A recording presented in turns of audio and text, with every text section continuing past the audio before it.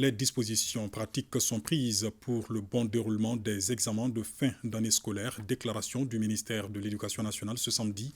Au cours d'un déjeuner de presse, le département entend s'appuyer sur les médias pour sensibiliser tous les acteurs impliqués ou concernés par les épreuves qui pointent à l'horizon. Fademba Keïta.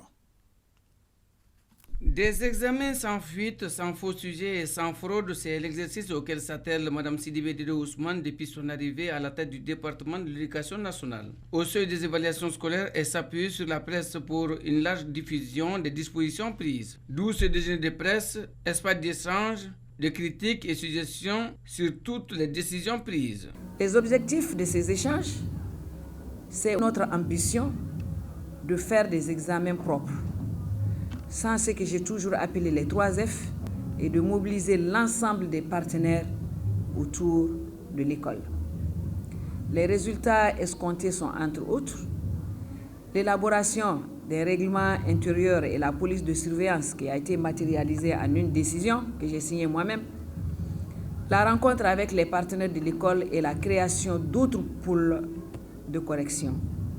Les informations vont du choix des sujets à leur acheminement dans les centres d'examen respectifs. Les points saillants sur la police de surveillance sont les éléments phares du déjeuner de presse. Cette fois-ci, dans la décision, nous avons dit qu'il sera procédé à une fouille corporelle des candidates et des candidats à l'entrée des centres, tout en respectant leur dignité. Donc on s'est dit que désormais, pour qu'une sortie temporaire puisse être accordée à un candidat, il faudrait qu'on épuise au moins la moitié du temps pour lequel l'épreuve est prévue.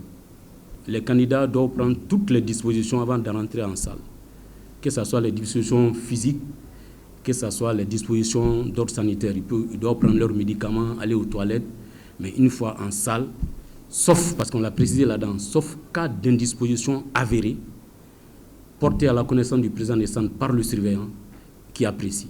De nouvelles consignes à l'adresse des surveillants, superviseurs et membres de la sécurité sont annoncées. Par rapport à nos collègues enseignants qui surveillent, nous nous sommes dit que tout ça c'est sur la base du vécu. On s'est dit que désormais, ils auront le téléphone dans le centre, mais pas dans la salle. Ensuite, nous avons des collègues qui viennent avec des documents à lire ou bien qui viennent avec des copies à corriger. Nous avons dit que désormais, le surveillant, il viendra dans la salle sans son téléphone, sans document à lire, sans copie à corriger.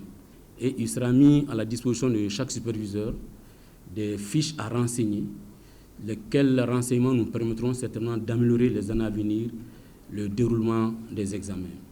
À l'intention des éventuels candidats malheureux aux différents examens, le cabinet du ministère de l'Éducation nationale précise que les réclamations se feront désormais par voie d'huissier de justice.